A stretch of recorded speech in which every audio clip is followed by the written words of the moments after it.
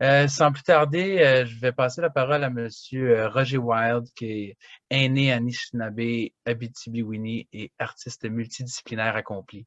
Sa curiosité et son goût du défi l'ont amené à fouler les planches dès sa jeunesse, faisant de lui un pionnier Anishinaabe du théâtre professionnel.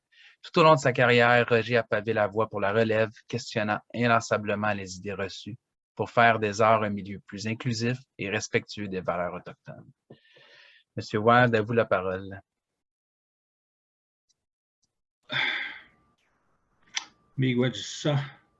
Pinama sangana shnabe un magada gajbi kikinoma gwan kitigan endeman dishigishuan and the bit biuniun managi gungi bijita gimussa dan shit kamussa de majnugum gabakkesiat mi edigan bachkem kudman Uga Gbok, miłość też denago jego kapi pindo tomat, kiedy bagi widamagia na digaj bi musian genin kiedy go ke menoshik nemikan.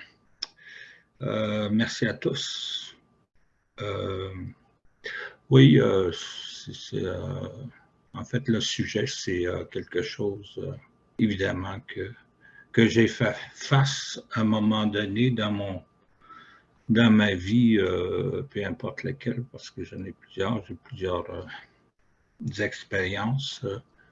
J'ai un vécu assez rempli, je dirais. Puis, évidemment, le sentier que j'ai suivi, il y a eu plein d'embûches. Et en fait, c'est un peu le profil d'artiste qu'on est, en fait, pas juste moi, mais plusieurs autres aussi. Le fait d'avoir, dans mon jeune âge, des situations de crise d'adolescence et aussi identitaire m'ont amené vers d'autres, des fossés, ce qui a fait que j'ai tombé en dehors du sentier. Et pour pouvoir me refaire un peu le cheminement, c'est évidemment la culture qui m'a permis de me réaligner dans un sentier qui est celui des Anishinaabe autochtones. Je dis Anishinaabe, mais ça peut être dans n'importe quelle Première Nation. Et puis mes fils, qui ont un métier chacun, ils ont vécu un peu la même situation de décrochage et ainsi de suite. Nini giguk dash gigachwi giguk apich kabakke sea kama jusek pema deuxième. Migenangi oke kenomogok adi kajbi magzion. En fait, c'est mes parents qui m'ont amené dans une école qui est l'école de la survie dans la forêt avec toutes les ressources qu'on peut y trouver. La nourriture, pas seulement la nourriture, mais la façon de vivre. Les savoirs, en fait, là, c'est un peu ça, là. Donc, les savoir-faire. Oui, mon père m'a dit un jour, OK, je vais t'amener. Quand j'ai été rejeté, si on veut, de l'école au niveau secondaire, parce que je ne pouvais plus retourner, il m'a dit que, je lui ai évidemment dit que je ne pouvais plus retourner à l'école, et puis, mais il m'a dit à ce moment-là, pensant qu'il allait me sermonner, il a dit, OK, c'est correct, je vais t'amener à une autre école, qui est celui de la vie, de la survie des savoirs, des savoir-faire et aussi savoir-être, parce qu'il faut savoir qui on est, comment on se dresse devant la vie, quel sentier qu'on va emprunter dans la vie, même s'il y a eu beaucoup d'embûches. Exemple, on a beaucoup emprunté, mes parents, grands-parents, les ancêtres et ainsi de suite, ont beaucoup emprunté les voies d'eau pour parcourir le territoire et aller d'un site à un autre, soit à la pointe aux Indiens, soit dans les camps et ainsi de suite. À tous les ans, la vie de nomade, quoi. Parce qu'on l'est toujours mentalement, même si on est dans une communauté que vous appelez réserve. Moi, mon chez nous, c'est pas ici. C'est dans le bois. C'est là que j'ai appris beaucoup de choses, à vivre avec la nature, les ressources et reconnaître un peu plus mon identité. C'est ce qui m'a donné la force, c'est ce qui manque dans les différents programmes pour les Autochtones, pour les réintégrer, mot que j'aime pas, au niveau humain et aussi professionnel. Oui, il y a des programmes, c'est correct, là, mais si tu ne connais pas qui tu es, il y a toujours des difficultés qui surviennent par rapport à ton identité. Puis moi, je le vis tout le temps, c'est sûr. Je vais en ville, puis les gens me regardent d'une certaine façon parce que je suis ça. Du moment que je m'exprime, parce que je suis quand même bien articulé, puis je suis allé à l'école, puis je m'en sers justement pour faire ma place. Et puis l'intégration, c'est un peu ça aussi, là, savoir qui tu es, c'est quoi tu as besoin. Les jeunes aujourd'hui se perdent un peu dans tout ça. Et j'essaie de prendre tous les savoirs puis les transposer dans une vie moderne aujourd'hui. Dans mon travail, au niveau des arts, à plusieurs niveaux. Donc, c'est ce que je fais actuellement parce que je suis membre de l'organisme Agriculture Anishinaabe ici en région. On a mis ça sur pied justement pour aider les artistes à s'accrocher à quelque chose qui leur inspire, si on veut. C'est ce que je fais.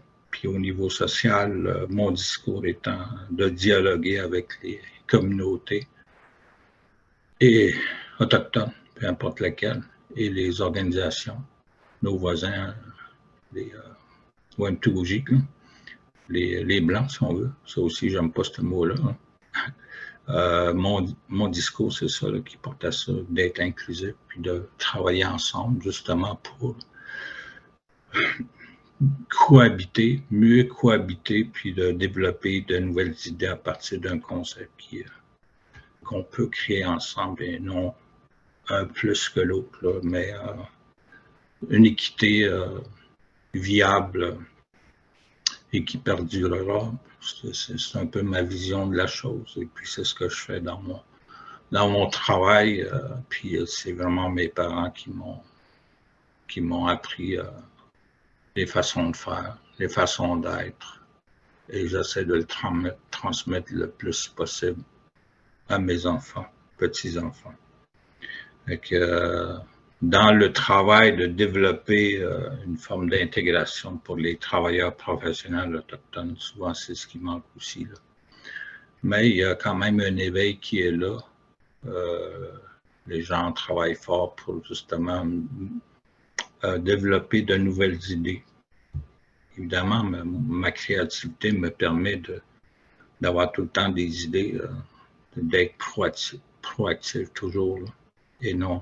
Je vais travailler de 9 à 5, ok, correct, là, mais c'est en continu. C'est ma façon d'être, c'est comme ça que j'ai appris, puis c'est comme ça que je le transmets aussi à la famille, à mes collègues, à mes amis aussi. Là. Des nouvelles alliances aussi, parce que moi, dans l'organisation Ménachine, on parle plus d'alliance avec nos voisins, puis de renforcer, puis de transposer tous les savoirs dans différents projets. Donc, je vous remercie de m'avoir donné cette occasion de partager tout ce que j'ai appris. Je pourrais encore en dire un bon bout sur plein de choses. Puis, miigwech ashit nini gigu mdenak gabi gekno morjach neminen dans nishna bewian egyabat gachketwan nishna bewian. Je suis honoré de toujours avoir l'occasion de remercier mes parents et puis mes enfants, de m'inspirer aussi afin de transmettre les savoirs. Puis voilà, je suis content d'être là. Merci beaucoup. Merci beaucoup pour votre témoignage, M. Wild. Très touchant. Je prendrai la parole un petit instant juste pour vous parler de l'édition du livre en tant que tel. Comme éditeur, c'est un honneur de publier un ouvrage qui est un outil formidable pour tous les acteurs impliqués au sein des organisations qui sont situées à proximité de communautés de territoires autochtones, qui embauchent ou qui souhaitent embaucher des travailleurs autochtones également. Comme le dit si bien Mme King dans la préface du livre, le livre se veut le mode d'emploi moderne de l'inclusion et de la diversification de la main-d'œuvre. Le livre est magnifique, tout en couleurs et rempli de photos. Tout au long du livre se trouvent des encores de citations, de points à considérer, de conseils, de particularités à éviter, des exemples, et j'en passe, qui aident à la compréhension et à l'application concrète du modèle que propose Émilie. Pour nous, les éditions JFD, cette collaboration avec Émilie est très importante. Tout d'abord, nous savions que l'enjeu de la main-d'œuvre autochtone est important dans notre société. Lorsqu'Émilie nous a proposé son modèle, nous avons constaté qu'il était rempli d'ouverture, d'empathie, surtout de respect et d'écoute. De plus, nous avons été charmés par le côté très terrain de l'ouvrage. La facilité de lecture et d'implantation dans les milieux nous a convaincus d'embarquer dans cette belle aventure. L'ajout de partenaires importants également en cours de route n'a fait que bonifier le livre. Plusieurs acteurs du milieu cautionnent le livre et c'est vraiment bénéfique pour toute la communauté. J'espère sincèrement que le livre sera utilisé, qu'il permettra une plus grande insertion au marché du travail et un maintien à l'emploi d'une main-d'œuvre autochtone. En terminant, j'aimerais profiter du lancement pour vous offrir un rabais de 10% de la livraison gratuite sur l'achat du livre. Si jamais vous voulez vous procurer le livre, on va mettre l'information dans le chat. Et également, vous informer que le livre sera disponible en anglais dans les prochaines semaines. Donc, il sera en français et en anglais. J'inviterai maintenant Mme Suzanne King à prendre la parole. Mme King est directrice de l'équipe des services de soutien de la Commission de développement des ressources humaines des Premières Nations du Québec, où elle a été également directrice générale pendant 3 ans. Fière membre Anishinaabe de la communauté de Témiscamingue First Nation, elle est titulaire d'une maîtrise en gestion des organisations et d'un baccalauréat en administration des affaires. Elle a mené sa carrière en gestion administrative, principalement au sein d'organisations et de communautés des Premières Nations algonquines. À vous la parole, Mme King. Oui, bonjour, good morning tous et un gros miigwech à M. Wild, notre aîné, pour son témoignage très touchant et surtout d'appoint. Merci pour vos sages mots.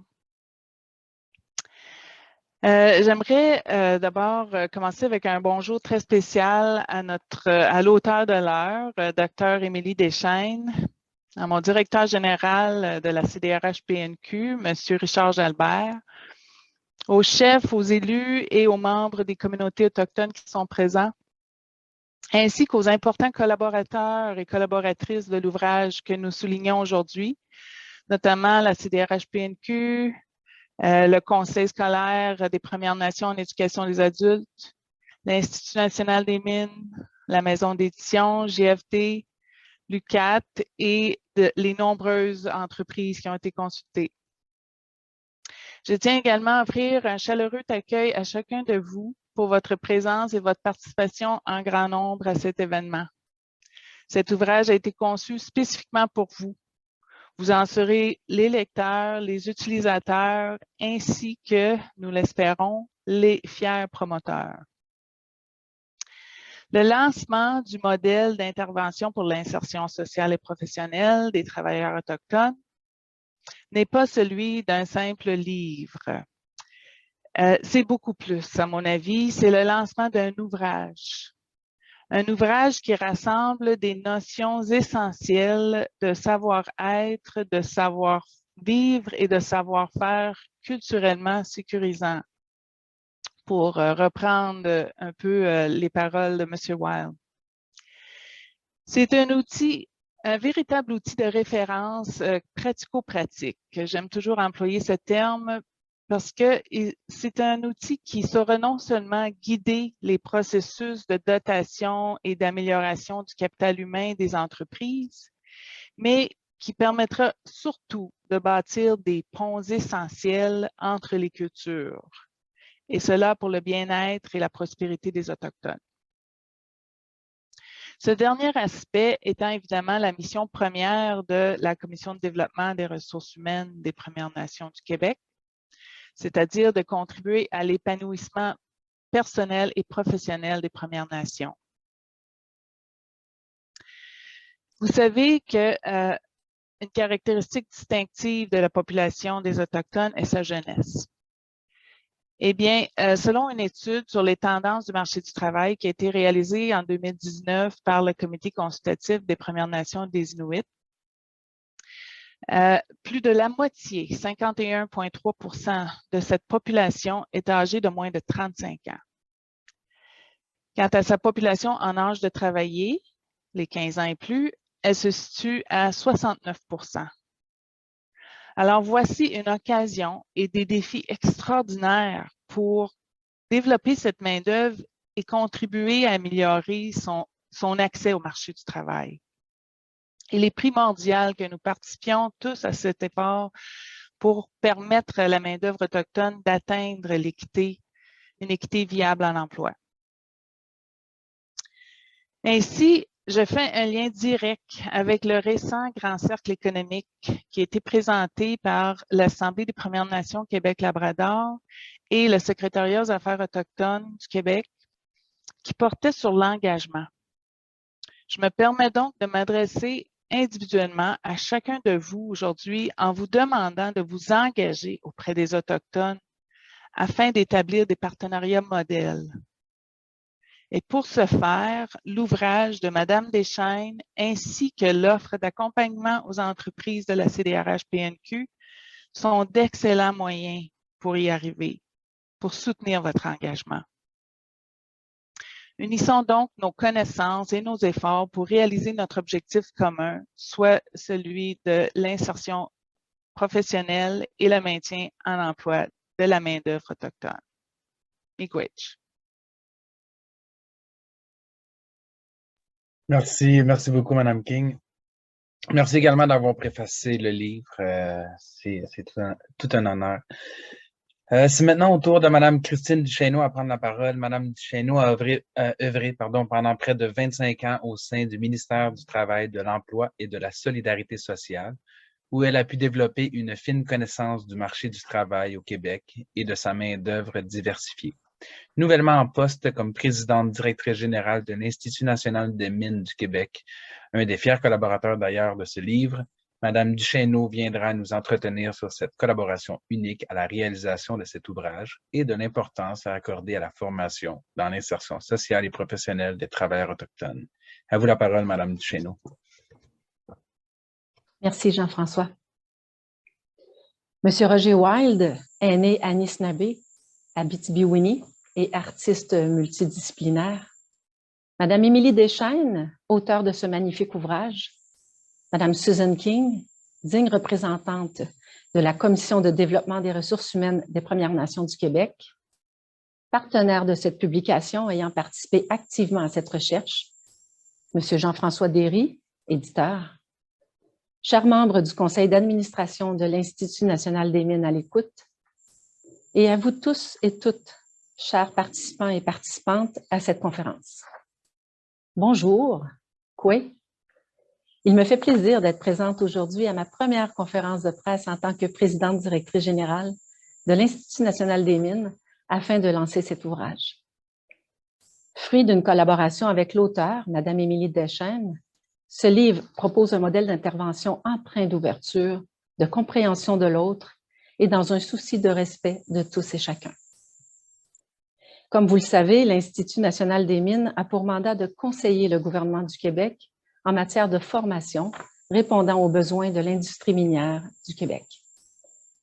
Grâce à cette collaboration avec Dr. Émilie Deschênes et la Commission de développement des ressources humaines des Premières Nations du Québec, l'Institut national des mines démontre une fois de plus l'importance à accorder à la formation, notamment des Autochtones, et ce, pour une meilleure employabilité dans le secteur minier au Québec. La main-d'œuvre autochtone demeure un bassin potentiel de travailleuses et de travailleurs essentiels à la réussite du secteur minier au Québec. Rappelons que plusieurs sites miniers sont à proximité des communautés. Ce livre est le reflet d'une des valeurs de l'organisation, soit la concertation. Grâce à ce partenariat, notre organisation peut contribuer à l'avancement de l'insertion socio-professionnelle de la main-d'œuvre autochtone dans le secteur minier, en donnant des outils à la fois théoriques et concrets aux équipes de ressources humaines, mais aussi aux équipes de formateurs des entreprises minières. Dans cet ouvrage, l'Institut national des mines s'intéresse à l'employabilité de la main-d'œuvre autochtone sous l'angle de la formation. D'ailleurs, l'une des 4 sections du modèle d'intervention pour l'insertion sociale et professionnelle des Autochtones est dédiée à la formation. 2 grands thèmes liés à la formation ont été abordés. Tout d'abord, le développement des compétences transversales qui recoupent notamment les compétences interculturelles qui soutiennent l'accompagnement des travailleuses et travailleurs autochtones dans leur insertion sociale. Ensuite, le développement des compétences techniques qui soutiennent la main-d'œuvre dans son insertion professionnelle. C'est par l'éducation et dans la volonté de découvrir l'autre qu'il est possible de favoriser le rapprochement, et ce, vers un but commun. Ce livre permettra de peaufiner les stratégies d'enseignement des établissements d'enseignement du Québec, offrant notamment de la formation minière, et fera certainement écho à nos collègues des ministères de l'Éducation et de l'Enseignement supérieur. Pour notre organisation, il s'agit d'une première collaboration officielle avec Mme Émilie Deschênes, que nous suivons depuis quelques années déjà. D'ailleurs, nous poursuivrons notre belle collaboration dans les prochains mois dans une nouvelle étude désirant aborder les facteurs de persévérance scolaire des apprenantes et apprenants autochtones.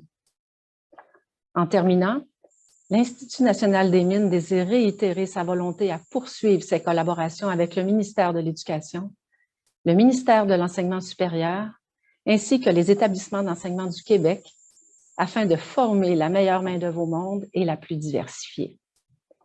Sur ce, je vous souhaite un agréable lancement. Merci, miigwech. Merci beaucoup, Mme Duchesneau. Sans plus tarder, je vous présente l'auteur de l'ouvrage, la Dr. Émilie Deschênes. Mme Deschênes possède plus d'une 15aine d'années d'expérience dans le domaine de l'éducation, plus spécifiquement dans le domaine de l'enseignement et de la pédagogie, et surtout dans celui de la gestion de l'éducation en contexte autochtone. Son expérience professionnelle au sein de communautés autochtones et auprès de personnes autochtones est vaste et diversifiée. C'est à la suite de recherches postdoctorales en management interculturel et portant sur la formation et l'insertion en emploi des travailleurs autochtones qu'est venue l'idée de la rédaction de cet ouvrage. Professeure à l'UQAT, elle se spécialise aussi sur les questions aujourd'hui fondamentales de la décolonisation des institutions et de l'intégration des perspectives autochtones en éducation et en formation. Vous la parole, Mme Deschênes. Madame Deschênes. Merci, Jean-François. Merci aussi à tout le monde d'être ici. C'est important. Pour moi, je suis très, très contente d'être là aussi. Et ce matin, on a une belle surprise de voir qu'il y avait 315 personnes d'inscrites. Ça veut dire pour moi là, que c'est un sujet qui est important. Ça veut dire aussi, ça confirme le besoin d'outils. Ça confirme aussi que notre ouvrage arrive au bon moment. Je pense aussi que les gens sont prêts là, à aller de l'avant, c'est ce que ça me dit. Puis on est prêt à peut-être changer, adopter nos modèles aussi. Je sais que ça fonctionne. En tout cas, je pense qu'on a un pas là, vers certainement une réflexion là-dessus. Merci, M. Wild. C'est certain que vous avez abordé des choses fondamentales là, dans la relation notamment entre autochtones et non autochtones. Je pense là-dedans des choses là, fondamentales pour moi qui est la culture. Donc, c'est ce qui va permettre aussi de développer une certaine fierté culturelle, de permettre le dialogue avec les gens qui sont dans nos organisations, avec les travailleurs autochtones. Donc, ça, c'est assez important aussi de mentionner. Écoutez, on a fait beaucoup de remerciements tout tantôt, mais là, j'ai les miens aussi. Donc, on va se prendre un petit 2 minutes pour le faire parce que c'est important. Là, j'ai des gens autour de moi. C'est vraiment une super équipe, un travail de collaboration. Là, vous l'avez mentionné, il y a une concertation derrière de ça. Donc, Suzanne, merci infiniment. Puis, je te dirais, merci de m'avoir accordé ta confiance au tout début. Là. On ne savait pas trop dans quoi on s'embarquait, mais bon, on est là aujourd'hui. Puis, je suis très, très contente d'avoir fait ce chemin-là avec toi. Madame Duchesneau, merci, bienvenue à l'INMQ. Je pense qu'on est très chanceux aussi de vous avoir avec nous là, dans votre premier engagement public. Donc, bonne chance dans votre prochaine fonction. J'ai 2 objectifs aujourd'hui. On en a parlé un petit peu avec Jean-François tout à l'heure. Je vais vous parler du livre, mais je vais aussi vous donner quelques exemples, un aperçu de ce qu'il peut y avoir à l'intérieur. On est ensemble peut-être un petit 20 minutes, puis après, on va avoir une période de questions. Donc, je pourrais développer là, sur certains aspects que vous pourriez avoir en question. Donc, voilà, je dirais qu'en tête de liste comme collaborateur, c'est Alexandre Nana. Alexandre qui a renforcé les bases de l'ouvrage. C'est sûr aussi qui a rendu le travail de révision vraiment plus agréable, des beaux moments de partage qu'on a eu ensemble. Il y a une autre personne aussi très, très sensible, une très grande générosité, c'est Karine Lacroix de l'INMQ aussi. Karine, merci de m'avoir accompagnée là-dedans, étape par étape, depuis longtemps aussi. Donc, ça fait une différence pour moi de t'avoir avec moi. Puis, au niveau de l'ouvrage, un peu plus, là, quand on parle de contenu, quand on parle d'exemple, quand on parle de cohérence culturelle, je pense directement à Wanda Lafontaine et à Maïka Malek, la CDRH PNQ. Les filles, merci. Ça aussi, ça a été une belle collaboration et ça a enrichi l'ouvrage, assurément, je dirais. L'INMQ aussi, un petit clin d'œil, là, Jean-François Pressé qui était là au départ quand j'ai commencé à travailler. Sarah Tremblay aussi, là, que j'ai connue pendant quelques mois, des beaux échanges riches. Je dirais que c'est une curiosité aussi là, qu'on peut avoir, qu'on a eu des beaux échanges, puis ça nous a permis aussi d'aller plus loin dans nos réflexions. Donc, toute l'équipe de l'édition, Jean-François, il y a personne qui t'a présenté. Moi, je t'aurais présenté comme un directeur d'édition qui est très, très proche de ces gens, très disponible. Je remercie d'avoir fait ça avec moi aussi. Philippe Rogers, je remercie Sinon aussi qui est responsable pour tout le graphisme de l'ouvrage. Donc, c'est à elle qu'on doit la couverture aussi. Merci, Sinon. Donc, c'est sûr, par exemple, que si on a, en plus de ces gens-là, si on a réussi à avoir un ouvrage qui est proche du terrain, qui est proche des gens, je peux dire, c'est qu'on a plusieurs collaborateurs comme toi au projet dès le départ. En fait, qui m'ont fait confiance quand je suis arrivée avec une idée d'outils pratiques qu'on voulait rendre accessibles, disponibles. C'est des gens qui vivent le quotidien avec l'insertion des travailleurs autochtones. Je pense à Diane Labelle, en fait, au départ. Diane est au conseil scolaire des Premières Nations dans l'éducation des adultes, puis elle a relu le manuscrit à la toute fin. Donc, c'est aussi pour moi, c'est vraiment une belle occasion d'avoir une cohérence culturelle intéressante dans cet ouvrage. Donc, sinon, on est au CSMO de l'industrie des mines. Je veux remercier Guy Auger. Je pense à Caroline Huppé aussi de Tata Steel, Minéral Canada, Louise Bryce, Elle Fournier-Fiche, Louise Kidmenan, Lucat, une collègue, dont Maxime Lachance aussi, Cathy Deneau de l'Association minière du Québec, Céliane Dorval, Mario Paquin, Ventor Canada, Mino Glenn, puis Karine Duchesne aussi d'Hydro-Québec. Je dirais que c'est pas mal là que l'idée a germé là, en premier. Émilie, oui. Excuse-moi, le son, il coupe des fois. Est-ce que c'est possible que tes écouteurs soient un peu trop loin de ta bouche ou les enlever? On peut essayer comme ça. J'essaie de les enlever. On va voir. Est-ce que ça semble être... Excuse-moi, tu peux reparler? C'est moi qui ne vous entends plus. Ouais. Moi, comme ça font... Ouais, tu m'entends pas, là, hein? Mais comme ça, le son, il semble mieux. Ou... Ah, ça, c'est moi qui ne vous entendais plus après. Ouais, OK, mais juste le mettre plus proche de la bouche, c'est bon. OK, on fait comme ça. Je vais revenir, j'ai mes petites notes parce que quand on remercie les gens, l'important, c'est de ne pas oublier personne. Donc, j'essaie de passer d'un écran à l'autre. Je vous remercie pour votre patience. J'y arrive et voilà. Donc, on était rendu à la CDRH PNQ parce qu'il y a des gens aussi qui ont participé au lancement. Puis je pense à Sylvain Nicolas Bourgeois, je pense à Dina Wild, je pense aussi à Jeannie Tremblay. Là.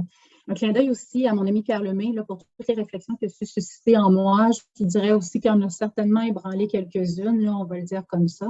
Et dernier remerciement, Catherine Tassot et Gérard Couture pour la traduction. Le financement, d'ailleurs, je remercie Lucas, je remercie l'INMQ, je remercie aussi la CDRH PNQ, mais un merci spécial aussi à Tanu Lusignan du Conseil scolaire des Premières Nations en éducation des adultes. Donc, cette traduction-là, je vous dirais que pour moi, ce que ça voulait dire, c'est qu'on allait réussir à rejoindre plus de personnes, puis on allait certainement, en tout cas, potentiellement voir un plus grand changement là, pour nos travailleurs autochtones dans les organisations. Donc, c'est très positif, puis je vous remercie. Donc, l'ouvrage, dis-moi, juste avant, je confirme avec toi, Jean-François, est-ce que le son est meilleur? Il est meilleur, là, ça coupe un peu des fois, mais sinon, c'est correct. Là. Bon, on se lance, sinon tu me le dis, puis Ouais. je change de... Donc, on avait des motivations communes, puis on avait des objectifs communs là, quand on a travaillé à ce projet-là. Puis je dirais que la première motivation, c'est clair que c'est le souci du bien-être et de la sécurité culturelle des travailleurs autochtones.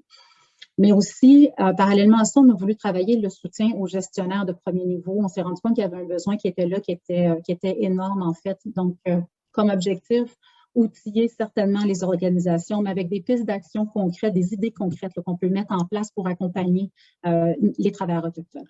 Donc, on voulait aussi rendre, je vous dirais, la recherche un peu plus accessible. Souvent, on dit, bon, comment on fait pour mettre en application ce qu'on lit, ce qu'on apprend. Donc, on a des tableaux, on a des outils, on a des images, on a des exemples. Donc, ça, c'est très bien. Madame King, Suzanne le disait, hein, c'est une population qui est nombreuse, c'est une population qui est prête à travailler. Nos travailleurs autochtones sont disponibles, sont aussi compétents. Maintenant, je pense qu'il faut aussi savoir comment faire pour les accueillir dans nos organisations pour être sûr qu'ils se sentent. Certainement là, que les réalités sont vraiment uniques, sont vraiment propres à chaque travailleur. On n'est pas tous rendus au même niveau là, de notre développement professionnel, puis aussi des réalités qui sont propres au milieu. Donc, on n'a pas les mêmes ressources, on n'a pas le même niveau de complexité dans nos organisations. C'est dans ce cadre-là qu'on a proposé des pistes d'action dans les 4 dimensions. Mais là, évidemment, c'est des pistes d'action qui sont adaptables selon ces réalités-là qui sont uniques. Hein. Comme disait, c'est mon amie Diane Thibault, on se en reparler, mais elle disait, c'est pas un livre de recettes avec des étapes à suivre. Ça n'existe pas, c'est pas possible. C'est ça qu'on propose. C'est plutôt des expériences, puis il faut évoluer dans le temps. Il faut suivre le rythme des Autochtones et le rythme de ces travailleurs. En fin de compte, je pense que notre travail, c'est beaucoup de cheminer avec eux à côté d'eux. C'est aussi comme ça, je pense qu'on va travailler le sentiment d'appartenance des personnes. Un peu comme, je reviens à ce que M. White disait d'entrée de jeu. Donc, c'est important, la fierté. Puis, je pense que c'est ça qui va faire en sorte qu'ils vont être mieux installés et plus heureux. Donc, il y a certainement des grandes lignes là, qui permettent de mieux faire les choses dans notre approche, mais pour moi, là, les situations doivent toutes être gérées cas par cas, avec grand soin. Il faut prendre soin des personnes et puis il faut voir aussi où elles sont rendues dans leur environnement, où elles sont rendues dans leurs expériences. Avec le livre, on vise beaucoup la réflexion, on veut sensibiliser les gens à ce contexte-là, mais aussi à la complexité des situations. Je pense que l'important, c'est de se poser, de réfléchir ensemble, de planifier, de regarder où on s'en va. Le livre a 3 parties. Jean-François, tu l'as mentionné. La dernière partie, je vous le fais à l'envers, mais c'est des questionnaires pour comprendre, de voir où on est rendu dans notre organisation en matière, en fonction des 4 dimensions que je vous donne maintenant. Et ça nous donne un aperçu là, de savoir qu'est-ce qu'on a déjà en place et qu'est-ce qu'on pourrait faire de plus. Donc ça, je vais vous inviter à les remplir éventuellement là, à la fin de votre lecture. Ça va vous aider si vous savez l'outil. Donc, deuxième partie du livre, c'est les 4 dimensions. C'est là qu'on parle d'abord de planification. La planification, c'est de commencer des démarches avant même le recrutement. Ça veut dire dès qu'on commence à avoir l'idée d'engager des travailleurs autochtones, ben, c'est là qu'on va commencer à planifier. Ça veut dire aussi qu'on va favoriser la projet collaboration. Il faut aller voir les communautés, il faut créer des liens avec elles. Deuxième dimension du modèle, c'est l'accompagnement. L'accompagnement, c'est étroit, c'est dès le départ, c'est avant même que la personne arrive au travail, puis c'est de la suivre ensuite dans toutes les étapes de son cheminement dans l'organisation. Troisième dimension, on y va avec la sécurisation culturelle. l'INMQ a travaillé là-dessus aussi. C'est de plus en plus connu. On en parle surtout en santé. Ça touche plusieurs sphères de la personne. Puis, ça peut avoir un impact aussi au travail, un impact positif aussi, parce que la sécurisation culturelle, ça va aussi nous permettre de construire la relation avec ces personnes-là. Et la 4e dimension, c'est la formation continue. Ici, un peu plus aussi l'INMQ qui l'a abordé tout à l'heure. On parle des compétences transversales, oui, ce qu'on appelle souvent les soft skills, à développer, à renforcer plutôt. Puis, on parle aussi des compétences techniques, même chose. Cela dit, la formation, ça ne concerne pas seulement le travailleur, hein, c'est toute l'équipe autour. Quand je dis toute l'équipe, ça inclut aussi le management. Donc, ça inclut les gestionnaires qui sont, on ne sait pas non plus forcément comment faire. C'est des situations nouvelles, en fait, auxquelles on aborde. Donc, dans la première partie, puis c'est de celle-là que je vais parler un petit peu plus, dont je vais parler un petit peu plus aujourd'hui. Là, ça va intéresser un plus large public, je vous dirais. Là. On va donner des exemples de valeurs, on va donner des exemples de caractéristiques culturelles, on va donner des exemples de représentation du travail, de représentation de la vie des travailleurs autochtones. Ce qu'on cherche à voir, ce qu'on cherche à savoir, c'est comment eux, ils abordent l'organisation. Parce que c'est ça qui va éventuellement influencer leur incidence. Là, vous m'avez entendu, j'ai dit des cultures autochtones. Il ne faut pas oublier hein, qu'on a 11 nations au Québec. Chacun a sa culture propre, chacun a sa langue, chacun a ses particularités locales, régionales. Ça, il faut en tenir compte aussi. Je vous dirais, pour ma part, je pense que les connaître, là, ça va nous permettre aussi de se rapprocher des besoins des travailleurs. Les Autochtones, vous savez, les travailleurs autochtones ont beaucoup à nous apprendre aussi, à nous transmettre. On parle souvent des connaissances, on parle des savoirs aussi autochtones, notamment les savoirs traditionnels. Dans l'ouvrage, on va un petit peu plus loin. Là. Pour moi, à mon sens, là, je pense que c'est aussi des façons de travailler qui peuvent nous apprendre, de voir le monde du travail. Et c'est des façons qui sont complémentaires aux nôtres. Je pense que ça peut aussi nous aider à améliorer, à enrichir nos pratiques aussi. Donc, en fait, je pense qu'il faut rester attentif, il faut rester ouvert, il faut les écouter, il faut écouter la personne, il faut s'intéresser à elle, poser des questions. En fait, c'est donner de l'importance aux travailleurs, donner de l'importance à ses idées, à son jugement sur ce qui arrive, sur ce qu'on fait comme travail à tous les jours, même si des fois, ça peut nous sembler loin de ce qu'on connaît. Donc, l'idée ici, c'est probablement de valoriser la personne. Quand on parlait de sécurisation culturelle aussi, c'est de ça dont on parlait. On parlait de valorisation. C'est des pratiques de toutes les façons qui vont nous permettre de créer un sentiment d'appartenance à l'équipe, puis à l'organisation aussi. Ça rejoint aussi ce que M. White nous disait d'entrée de jeu, cette appartenance-là culturelle, mais il y a aussi une appartenance à l'organisation qu'il va falloir travailler.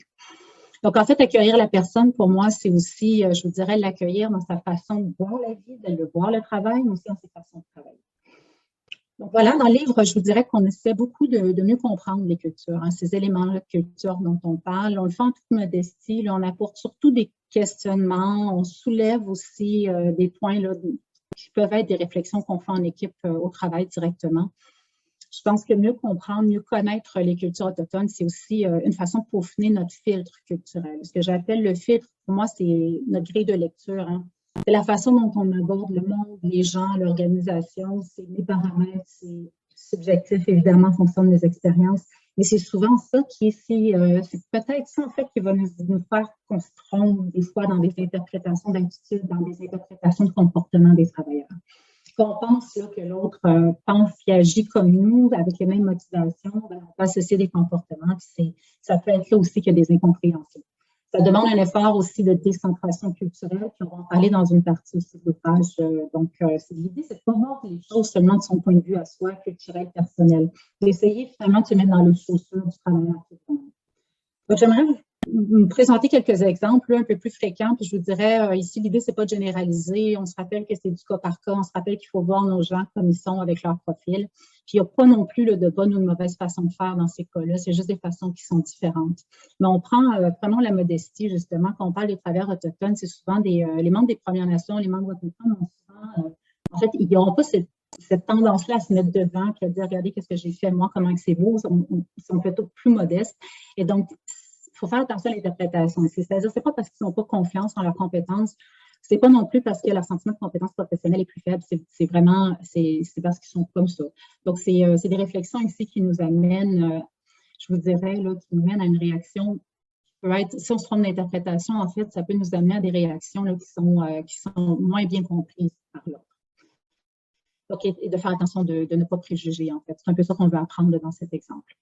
Deuxième exemple, allons-y avec le silence. Vous savez, chez nous, les Québécois, quand il y a un silence dans une discussion, ça nous rend plutôt inconfortable. On va avoir tendance à remplir le vide. Chez les Autochtones, on voit souvent que le silence est fréquent. En fait, je le vois, moi, comme une partie du discours. Je pense que le silence, pour eux, ça exprime finalement l'intérêt du propos de l'autre. Si je garde le silence, c'est parce que je me pose, c'est parce que je réfléchis, c'est parce que tu m'as dit quelque chose qui avait plein de sens, puis je vais te répondre. Ce n'est pas un manque d'intérêt. Donc, finalement, avec ces deux exemples, là, le message que je lance ici, c'est de faire attention, de ne pas porter de jugement, de ne pas préjuger. En réalité, on ne sait pas pourquoi les gens agissent de telle ou telle façon. Puis, je vous dirais que la meilleure façon de le savoir, quand on n'est pas certain, c'est de poser la question. Pourquoi tu dis ça? Qu'est-ce que tu en penses de ça? Tu ferais quoi? Ou encore, de quoi as-tu besoin là, aujourd'hui? Donc, de rien tenir pour acquis. Okay? On insiste aussi là-dessus. Puis, de se dire, ben, quand on est en train d'interpréter une situation, de peut-être réaliser, est-ce qu'on est en train de faire à partir seulement de nos référents à nous, est-ce qu'on a relativisé la situation? On parlait de décentration culturelle, c'est un peu ça aussi, ici. Donc, toujours dans la première partie, on explique aussi différents éléments là, qui interviennent dans l'insertion. Puis, comme exemple, je pourrais vous parler des modes d'apprentissage des travailleurs autochtones qui peuvent être différents. Donc, on a de la formation continue en entreprise. Il faut porter une attention particulière aussi à ça, donc on va en parler. Les façons de comprendre le fonctionnement de l'organisation non autochtone. Je vous dirais, ça peut être bien compliqué d'entrer en contact avec une grande équipe dans une grande organisation. Le milieu syndical, okay, comment ça fonctionne. Même juste au niveau de la prise de décision, des fois, il y a des décisions qui vont être prises, mais il y a une hiérarchie qui est vraiment hyper compliquée dans certaines organisations. Des fois, juste retenir les noms, savoir qui fait quoi, puis à qui aller parler, ça peut devenir compliqué. Donc, des éléments comme ceux-là, c'est des éléments qui sont souvent nouveaux pour nos travailleurs. Donc, c'est important d'essayer de le voir avec ses yeux à lui, puis de se dire, OK, qu'est-ce que j'ai besoin d'apprendre aujourd'hui? Le travailleur autochtone, je vous dirais, c'est important, il ne part pas de plus loin. Le travailleur, il part simplement d'un endroit qui est différent. Puis, je pense qu'il faut faire des pas vers lui, puis avec lui. Puis, dans le livre, ce qu'on essaie de faire, en fait, c'est de vous expliquer la nature de ces pas-là. Donc, comment on fait pour les faire, puis c'est quoi les ressources qu'on a pour nous aider. Voilà, donc je parlerai maintenant d'un autre élément qui est assez fondamental puis qu'on essaie de mettre de l'avant dans l'ouvrage, c'est la question d'un travailleur qui a un projet de vie. Hein. Son insertion sociale, son insertion professionnelle, c'est un projet qui est porté par toute sa famille. C'est une famille qui est souvent plus étendue, notre famille nucléaire à nous. C'est une famille qui va vivre tous les changements avec lui. Puis quand on parle de changement, il y en a beaucoup et ça, il faut le prendre conscience. On a le déménagement en tant que tel, la nouvelle culture. On a nos enfants qu'on veut insérer dans une nouvelle école qui est en dehors de la communauté. Ça nous crée des inquiétudes. On n'a pas le soutien de notre communauté nécessairement. On change de langue, on perd des repères. Il ne faut pas se le cacher, il y a encore de la discrimination, il y a encore du racisme, il y a encore des préjugés, là. Donc, il faut aussi penser à la famille quand on accompagne le travailleur. On parlait de planifier avant son entrée au travail, on parlait aussi de ça. Je dirais que le projet qu'il a, c'est un projet qui est collectif, c'est un projet qui est souvent porté aussi par toute la communauté. Donc, ça permet aussi d'insister ici sur l'importance de créer des liens avec la famille, oui, mais avec les communautés aussi qui sont à proximité des organisations. Donc, je voudrais que ce lien-là est important, mais au-delà du lien d'emploi. C'est une question de confiance, on le dit. Créer des partenariats, c'est à long terme, ça se fait sur une longue période. Cela dit, il y a des gens qui sont là pour vous aider. On l'a mentionné tout à l'heure avec la CDRH-PNQ. C'est sûr qu'il y a des organismes qui sont là, des organismes autochtones. Il y a des programmes gouvernementaux aussi. Il y a vraiment plein de ressources au Québec, mais je vous dirais aussi d'aller cogner à la porte des communautés. Les communautés sont impliquées, elles veulent être impliquées, elles veulent être consultées, elles veulent être sollicitées. Donc, allez-y, simplement. Puis je dirais, en fait, je me demande s'il y a beaucoup de personnes là, parmi nous qui avons visité des communautés autochtones. On peut se questionner aussi à savoir pourquoi on l'a fait ou pourquoi on ne l'a pas fait. C'est quelque chose qui m'amène souvent à un échange que j'avais avec une collègue qui s'appelle Diane Campeau, qui me disait qu'on parlait de la relation qu'on entretient avec les Autochtones. Elle me disait, c'est intéressant, elle me disait, Ingrid, tu sais, pour sécuriser et pour protéger l'autre, ben, il faut l'aimer, il faut l'apprécier. Mais si on veut l'aimer, si on veut l'apprécier, il faut le comprendre. Si on veut le comprendre, il faut le connaître. Et ensuite, si on veut le connaître, ben, il faut le rencontrer. Et en fait, je me demande dans nos organisations comme personne, qu'est-ce qu'on fait? C'est quoi les gestes concrets qu'on fait pour vraiment rencontrer notre travailleur autochtone? Puis là, quand je dis le rencontrer, ça veut dire de rencontrer aussi la personne qui est derrière le travailleur. Moi, quand je parle de cette rencontre-là, bon, évidemment, on parle de la relation de confiance, mais c'est clairement un lien qui est à bâtir. Puis on peut utiliser, bon, l'image du pont, là, si on peut utiliser cet exemple-là, mais c'est certain qu'à la base, là, des organisations, de notre relation avec le travailleur, si la confiance n'est pas là, ben, ça peut être un petit peu plus difficile. Je dirais aussi d'être patient parce que ça demande du temps à créer une relation de confiance. Ça, on pourrait parler de l'historique des relations entre les Autochtones et les non-autochtones au Québec. Bon. Voilà. Donc, écoutez, dans cette rencontre-là, avec la personne, je pense aussi qu'il faut être sensible, qu'il faut prendre la personne où elle est rendue dans son cheminement. Ça veut dire de comprendre le profil de la personne que j'ai devant moi. C'est quoi son rapport au travail à cette personne-là? C'est quoi son rapport à l'industrie, au secteur industriel, à son métier? C'est peut-être un métier qui n'est même pas pratiqué au sein de sa communauté. C'est quoi le rapport à sa culture, mais aussi à la culture organisationnelle? Donc, c'est plein de réflexions. J'espère qu'on réussit à apporter quelques pistes de réponses dans l'ouvrage, mais je vous dirais qu'il y a aussi des questions qui ont émergé auxquelles on va essayer de répondre. En fait. C'est des réflexions là, qui nous ont permis là, de recenser finalement des pistes concrètes, et c'est là qu'on parle aussi de ressources. Donc, pour conclure, je vous dirais le grand message là, que je voudrais vous lancer. En fait, si on avait certains éléments à retenir d'aujourd'hui, du livre, puis en général, quand on est dans notre organisation quotidienne, première chose, je vous dirais, là, c'est il faut dépasser les seules pratiques qui sont liées à la diversité. Il faut aller plus loin que ça, en fait. Dans les Autochtones, c'est pas la diversité. En réalité, c'est nous, la diversité. Ça, il faut essayer de le comprendre aussi, dans leur point de vue. Tous les efforts qu'on fait pour nos travailleurs, pour les insérer, ça doit être commun. Puis quand je dis commun, ça veut dire, oui, il y a le travailleur, oui, il y a l'équipe immédiate, mais aussi toute l'organisation. Elle doit être impliquée. Puis ça inclut aussi le management. Il ne faut pas être déconnecté, il faut aller voir sur le terrain ce qui se passe aussi. C'est vraiment une construction qui se met dans les deux sens. Je dirais que cette position-là, ça doit être clair. Donc, elle doit être claire dans les orientations d'organisation, dans les messages clés que les dirigeants vont faire. Il faut que ce soit dit, puis il faut que ce soit senti que c'est important. Voilà. Donc, il y a aussi toute la question de la bienveillance en arrière de ça. Bienveillance, bien, c'est important, je vous dirais, pour moi, sur deux plans. Le premier, c'est vraiment de prendre soin du travailleur autochtone. Bienveillance, ça veut dire être présent, ça veut dire répondre à leurs besoins. Et là, je dirais ne pas répondre seulement aux besoins qu'on pense que les travailleurs ont. OK, ici, on fait un petit effort de décentration encore, puis on peut ajuster notre grille de lecture. Puis la deuxième chose, c'est de prendre soin aussi des gens qui prennent ça. Je dirais que sur le terrain, on s'est rendu compte beaucoup de ce besoin-là. Okay, nos gestionnaires de premier niveau qui sont là avec l'équipe et qui doivent gérer ça. Donc, de les soutenir, ces personnes-là aussi.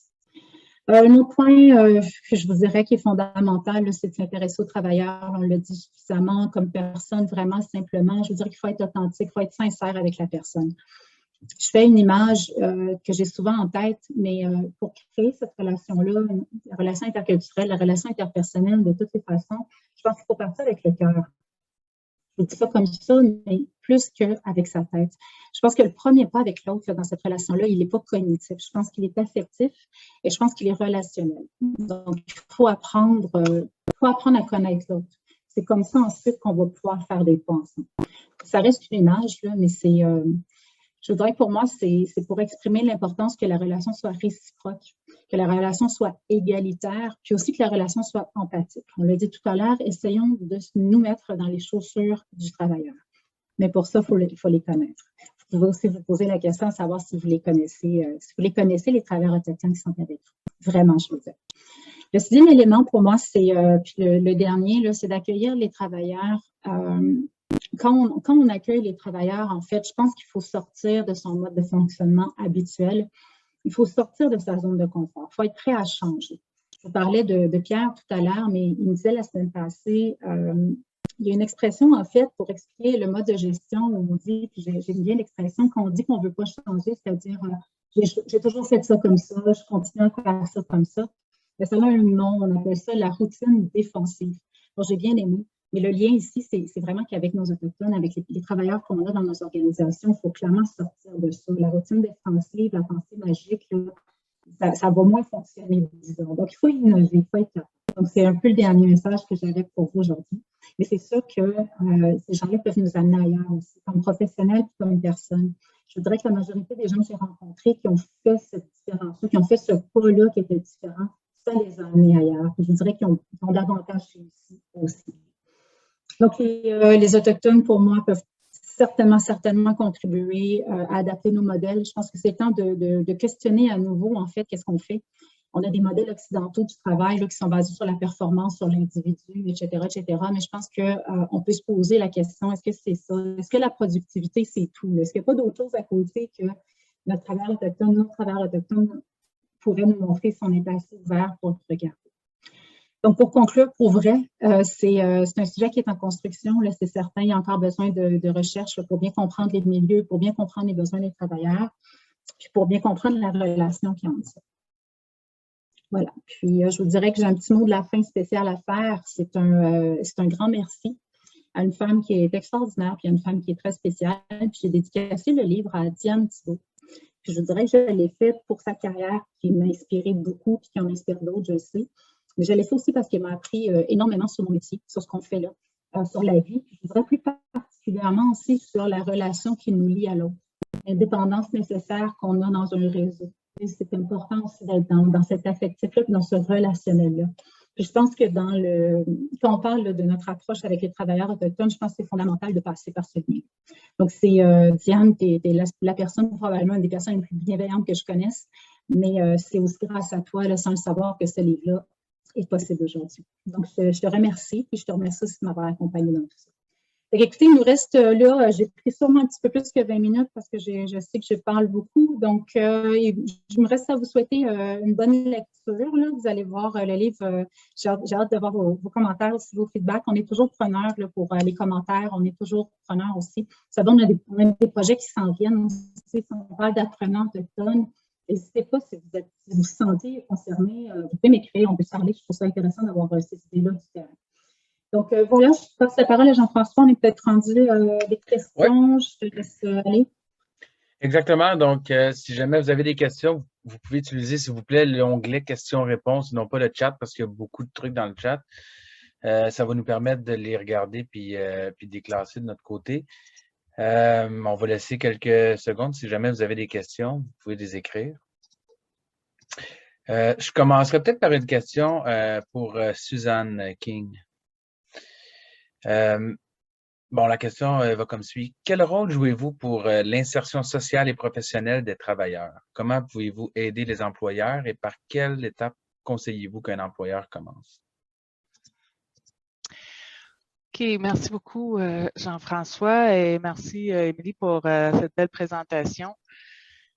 Le rôle, dans le fond, le rôle de la CDRH-PNQ, c'est vraiment d'accompagner les communautés. Puis cela se fait par l'entremise de ces 31 centres de services en emploi et formation, alors ce qu'on appelle des CCF, qui sont situés dans 27 communautés et 4 centres urbains, alors les villes de Montréal, Québec, Sept-Îles et Val-d'Or. Puis, nous, notre rôle, c'est comme je disais, c'est vraiment d'accompagner ces centres-là pour qu'ils puissent, eux, bien activement servir leurs membres dans leur cheminement vers l'emploi. Donc, c'est ce qu'on tente de faire là, via des outils comme celui-ci, via des services, des formations, etc.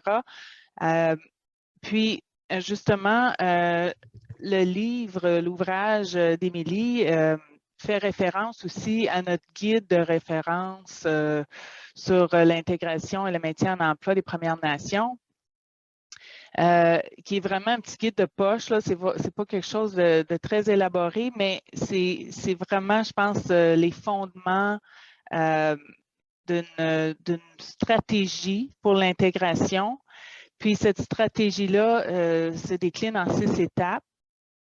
Et puis, la CDRH-PNQ, ben, ce qu'on a fait, c'est qu'on a développé une offre de services aux entreprises qui tient compte de ces 6 étapes-là pour aussi accompagner les entreprises dans leurs besoins de dotation et surtout pour l'intégration et le maintien en emploi des Premières Nations.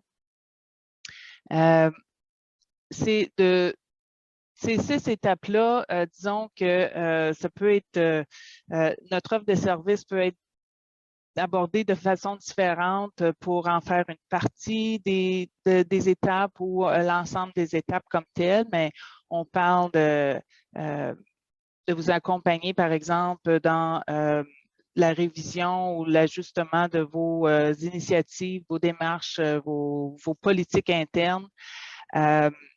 Ensuite, pour adapter vos processus là, de recrutement, d'accueil, d'intégration, de suivi, etc.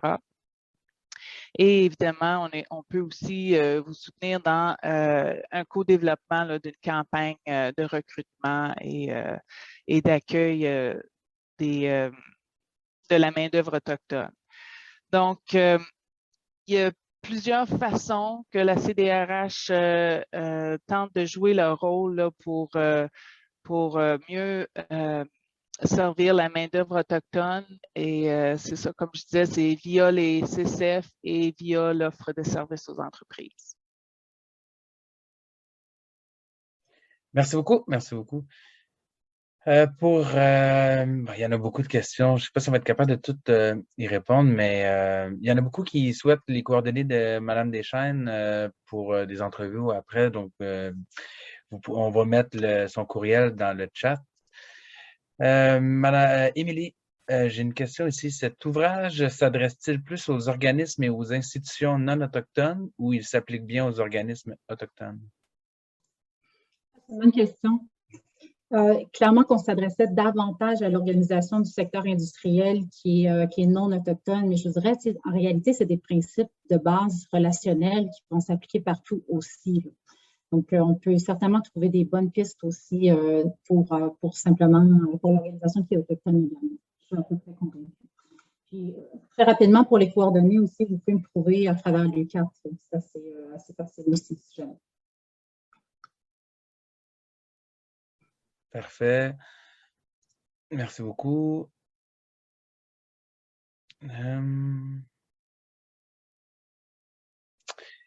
OK. Une question de Denis Laure pour la Sentinelle de Chibougamau. Dans une logique de profit, quel est l'avantage pour une compagnie de mettre en place le dispositif décrit dans votre livre, tout de même coûteux en termes de temps?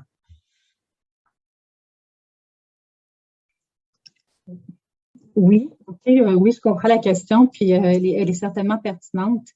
Si on a un employé, puis je vous réponds avec une affaire de base, là, en gestion des ressources humaines, la question, elle est bonne, mais c'est sûr que si on a un employé qui est plus heureux, si on a un employé qui est bien dans l'entreprise, qui appartient à l'entreprise, qui est capable de partager la même culture organisationnelle que les autres, bien nécessairement, on a un employé qui réussit mieux, on a un employé qui performe mieux aussi. Je pense que ces gens-là, cette main-d'œuvre-là autochtone, qui est disponible, c'est un bon bassin de main-d'œuvre. Je pense qu'ils peuvent vraiment faire une différence. Je pense que c'est une valeur ajoutée pour plusieurs raisons dans nos organisations. Donc, clairement, si on réussit à bien insérer cette personne-là, c'est un atout pour notre organisation. Parfait, merci. Peut-être dans le même ordre d'idée, je ne sais pas si c'est toi qui vas y répondre, Émilie, mais pensez-vous que les employeurs sont prêts à changer de modèle? Comment faire pour les encourager? Est-ce quelqu'un qui veut prendre la parole? Émilie, peut-être juste vous unmuter. Oui, puis je vais laisser aussi Suzanne réagir à ça après parce que son point de vue est super intéressant là-dessus. Moi, je pense qu'on est prêt. Okay? Je pense qu'on n'a peut-être pas encore compris de quelle façon il fallait adapter nos modèles, mais je pense qu'on est quand même rendu là où on se dit oui, il va falloir les adapter. Tu sais, les inscriptions aujourd'hui pour un livre comme celui-là, je pense que ça le dit aussi. Ça dit qu'on est rendu à faire ce pas-là. Donc, oui, on est prêt. On est prêt, puis il faut que ça passe par redonner la fierté culturelle, l'appartenance, etc. Donc, oui, mais c'est comme on l'a dit tout à l'heure avec la logique du profit de la question précédente, mais c'est sûr que ça ne se fait pas sans effort, ça ne se fait pas sans ressources, ça ne se fait pas sans investir du temps, de l'énergie. Okay? Donc, ça, oui. Mais définitivement. Puis je pense comme ça à un exemple. La semaine passée, il y avait aux nouvelles, je ne sais pas si vous avez regardé, mais il y avait la question d'une organisation minière qui avait annoncé que le 30 septembre deviendrait un jour férié pour elle, pour son organisation. C'est le genre de mesures qu'on met en place, qu'on suggère dans le livre aussi. C'est le genre de mesures qui font en sorte que, ben oui, quand une entreprise est rendue à faire ça, je pense que c'est parce qu'elle est prête, je pense qu'elle comprend aussi la valeur ajoutée d'avoir des travailleurs autochtones dans son organisation. Donc, je répondrai comme ça. Mais Suzanne, peut-être tu veux réagir là, de ton point de vue à toi. Bien, je suis d'accord avec ce que tu dis. Il y a de l'engouement, c'est sûr, depuis la dernière, je dirais peut-être même plus depuis les 2 dernières années, on voit vraiment un engouement. Là, les entreprises viennent beaucoup plus vers le CDRH-PNQ avec notre offre aussi de services et puis on bâtit des choses ensemble. C'est vraiment encourageant parce que c'est vraiment nouveau pour nous là, de cette offre-là. Puis la réponse est tellement plus que nos attentes. Puis je pense que ça fait beaucoup, tu sais, les choses se passent de bouche à oreille, ça fait boule de neige. Puis Puis là, c'est ça, comme je disais dans mes mots d'ouverture aussi, avec le grand cercle économique qu'il y a eu au mois de novembre, c'est vraiment, le message est lancé. La CDRH-PNQ est là pour vous accompagner, pour aider avec la main-d'œuvre autochtone, que ce soit du placement ou autre. C'est vraiment... je pense c'est bien parti, puis c'est le fun parce que cet ouvrage-là et puis les autres ouvrages que la CDRH-PNQ a déjà produits, c'est des outils essentiels qui vont vous accompagner. Puis, en tout cas, notre porte est ouverte. On vous attend. Puis Jean-François, si tu veux me permettre, il y a aussi l'Association minière du Québec. Là, je rajoute un chiffre là-dessus qui est assez intéressant. De 2014 à 2018, c'est une étude qui est parue là, en 2018 ou 2019, je pense, le nombre de travailleurs autochtones a augmenté de 77 dans les organisations. Donc, depuis 2014. Puis on ne sait pas en plus dans les dernières années. Donc oui, on est prêt. Bien, merci beaucoup. Je vais répondre à une question qui m'est adressée. Les versions anglaises, françaises, numériques et tout, comment ça fonctionne. Donc, présentement, en précommande, c'est sur le site Internet des éditions JFD. Probablement qu'on a eu l'occasion de vous le mettre dans le chat, sinon on le refera. Ensuite, ça va être disponible chez certaines librairies. Évidemment, c'est un sujet assez pointu, donc je vous encourage, si jamais vous avez une librairie de région, bon, on va essayer de la rejoindre. Donc, évidemment, le plus de rayonnement que si jamais il y a de la demande, mieux ça va être. Également, les versions numériques seront disponibles. En fait, elles le sont déjà pour le livre en français sur plusieurs plateformes. Et les versions numériques en anglais, ça va être disponible là, dans quelques semaines, tout comme le livre papier. Ensuite, prendre quelques questions encore.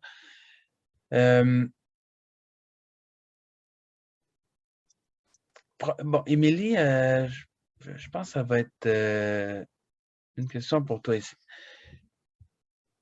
Qu'est-ce qui est novateur dans le modèle d'intervention que vous présentez?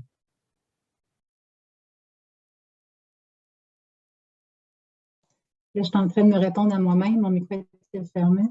C'est certainement, en fait, c'est une approche qui est basée sur la compréhension d'éléments culturels de façon générale, mais on essaie de rapprocher, en fait, les caractéristiques de la personne à ce qui fait qu'on l'insère, ce qui fait qu'elle est bien insérée ou pas. Donc, on fait les liens entre les cultures puis entre l'insertion. Je pense que c'est bien aussi. Puis ça nous amène à prendre conscience, en fait, d'éléments culturels, de biais culturels. Ça nous amène à poser un regard, en fait, sur nous et à se dire, ben, j'ai un rôle à jouer dans tout ça, là, comme organisation, comme personne. Je pense aussi que l'idée d'avoir des pistes concrètes, des tableaux, des outils, c'est assez novateur aussi. Ça s'adresse le destinataire est clairement peut-être le gestionnaire de premier niveau, mais les autres aussi. Comme je disais, je pense que la première partie fait la différence. C'est-à-dire là où on parle vraiment de la personne en arrière du travailleur, puis qu'on se pose la question à savoir, cette personne-là, elle aborde ça comment, l'organisation? Et de faire les liens, en fait. Je pense que ça, c'est assez novateur. Puis, c'est aussi, je dirais, une pratique qui est très... On essaie, en fait, je pense qu'on a réussi, puis je vais le dire comme ça, on a réussi à mettre des résultats de recherche de 4 à 5 ans de façon pratique, vulgarisée, accessible dans un ouvrage qui peut être lu indépendamment d'une page à l'autre. Donc, je n'ai pas besoin de prendre la page d'ouverture à la page de fermeture. Ça ne doit pas très se dire, ça, mais bon, on comprend ce que je veux dire. L'idée, c'est de se dire, ben, moi, j'ai besoin de quoi aujourd'hui? C'est quoi ma difficulté? C'est quoi mon défi? Puis d'aller là. Donc, ça aussi, je pense que c'est novateur. Merci pour la question. Ouais, c'est bon. Puis, juste pour faire un suivi aussi par rapport au marché, est-ce que ça s'adresse aussi aux entreprises hors Québec? C'est une question qui a été posée. C'est clair. Suzanne va être d'accord avec moi, je suis à peu près certaine, mais une des raisons pour lesquelles on le fait traduire, c'est ça. Tu sais, les entreprises, je veux dire, on en a de plus en plus des entreprises qui exploitent les ressources naturelles du Grand Nord. C'est partout, là, c'est partout au Canada, c'est partout dans toutes les provinces, on le fait. Je pense que, comme je le disais tantôt, là, la traduction nous permet d'avoir accès à ces organisations-là, ces entreprises-là. C'est sûr qu'on a 11 Nations Québec, c'est sûr qu'on aura un regard sur ces 11 nations-là, un peu plus particulièrement dans ces livres-là, je veux dire, d'une façon ou d'une autre. Puis je reviens à l'approche qui est une approche d'ouverture, qui est une approche, en fait, de comprendre la personne que j'ai devant moi. Et c'est là où je me dis, oui, ça va être adaptable, ça va être applicable, c'est transférable. C'est un modèle qui est transférable à peu près n'importe où. Donc, c'est une autre question qui a trait entre autres au milieu de l'éducation. Donc, l'exemple, c'est si on remet le livre entre les mains d'une personne des ressources humaines d'un cégep pour encourager l'embauche de personnel autochtone, est-ce que ce serait aidant pour le cégep en question? Je pense que oui, parce que en réalité, c'est ça, on a des...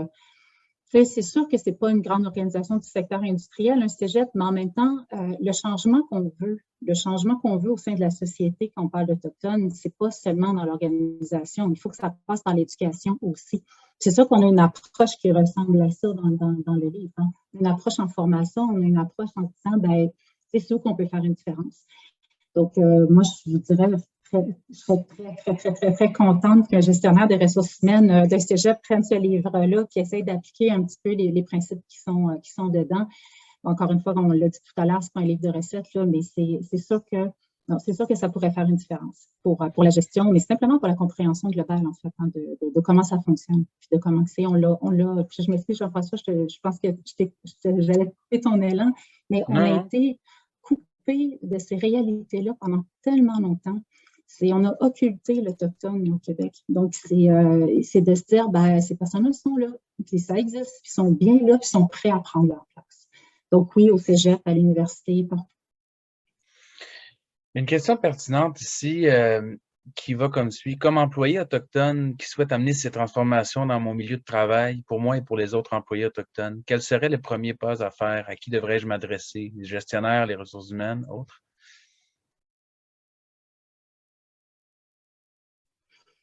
Émilie, tu souhaites prendre la parole? Je vais peut-être lancer la balle à Suzanne aussi, mais moi, je dirais que c'est la relation dans les deux sens, là, puis c'est de demander aussi, d'exprimer ses besoins comme personne. Peut-être que la question ne nous est pas assez posée, mais c'est de le mettre en avant, de dire qu'on a des besoins qui sont peut-être différents, d'expliquer comment on se sent. Ce qui est difficile, puis moi, ce que j'ai vu aussi, c'est qu'on a une historique de méfiance entre les Autochtones et les non-Autochtones, puis ça fait en sorte que des fois, on ne va pas faire le pas supplémentaire pour aller vers l'autre. Je pense que qu'on soit Autochtone ou non-Autochtone, c'est bon, le côté relationnel est là.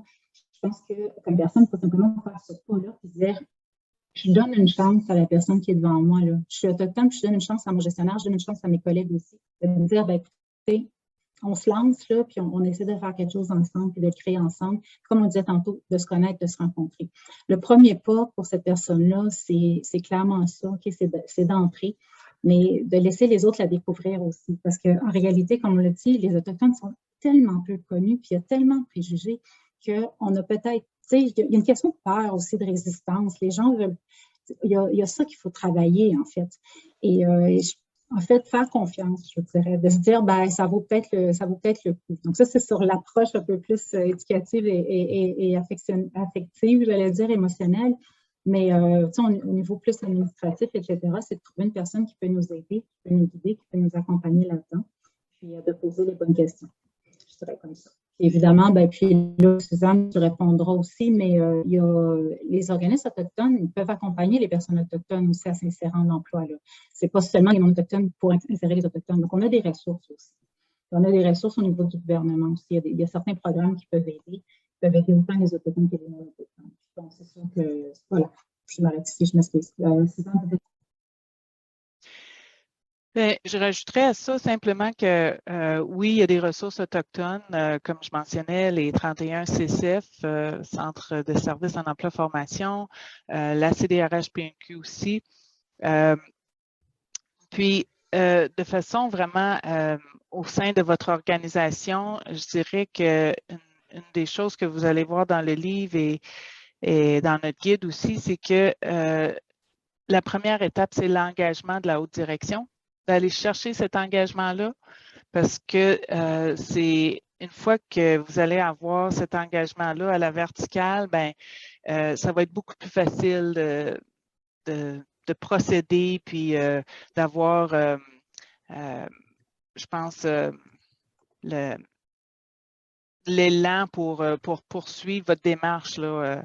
Donc, ça va aussi vous permettre là, de s'assurer que c'est quelque chose qui est viable là, à long terme.